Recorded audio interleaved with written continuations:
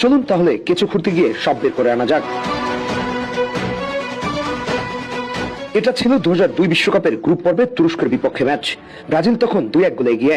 ম্যাচের শেষ দিকে কর্নার নিতে যাচ্ছিলেন রিভালদো। ঠিক তখনই তুরস্কের হাকান উনসাল বলটা তার দিকে ছুড়ে মারেন। বল গিয়ে লাগে রিভালদোর পায়ে, কিন্তু পরের দৃশ্য যেন সিনেমার চিত্রনাট্য। পায়ে লাগা বলকে মুখে আঘাতের মতো দেখিয়ে মুখ চেপে ধরে মাটিতে লুটিয়ে পড়লেন তিনি। শুরু করলেন নাটকীয় গড়াগড়ি। রেফারি বিভ্রান্ত হয়ে তুর্কি খেলোয়াড়কে দেখালেন লাল কার্ড। পরে ভিডিও প্রমাণে ধরা পড়ে পুরো ঘটনাটি ছিল অভিনয়। ফিফা রিভালদোকে জরিমানাও করেছিল। তাহলে বিতর্ক কি এখানেই শেষ? একদম না। একই বিশ্বকাপের নকআউট পর্বে বেলজিয়ামের বিপক্ষে ম্যাচে ঘটে আরো বড় বিতর্ক। ম্যাচের শুরুতেই বেলজিয়ামের মার্ক উলফস হেড করে বল চালে জড়ান, কিন্তু রেফারি গোল বাতিল করেন। অভিযোগ ছিল ব্রাজিলিয়ান ডিফেন্ডারকে ধাক্কা দেওয়া হয়েছে। রিপ্লে দেখার পর বহু বিশেষজ্ঞের দাবি ছিল গোলটি বৈধ ছিল। যদি গোলটি দাঁড়িয়ে যেত তাহলে ম্যাচের গল্প সম্পূর্ণ বদলে যেতে পারত। কিন্তু ব্রাজিলের নামে এই বিশ্বকাপে রেফারি কেলেঙ্কারির অভিযোগও ছিল। আরো পেছনে গেলে ব্রাজিলকে ঘিরে নানা অভিযোগ পাওয়া যায়। সুতরাং যারা ভাবে ব্রাজিল দুধে ধোয়া তুলসী পাতা, তাদের ধারণা পুরোপুরি ভুল।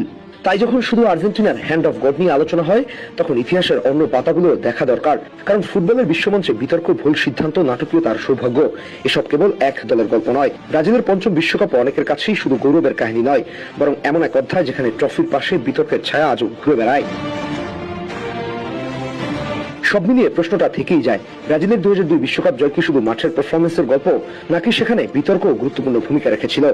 রিভালদোর অভিনয়ে প্রতিপক্ষ লাল কার্ড দেখেছে, বেলজিয়ামের বৈধ বলে দাবি করা গোল বাতিল হয়েছে, আর এইসব ঘটনার সুবিধাভোগী ছিল ব্রাজিলই।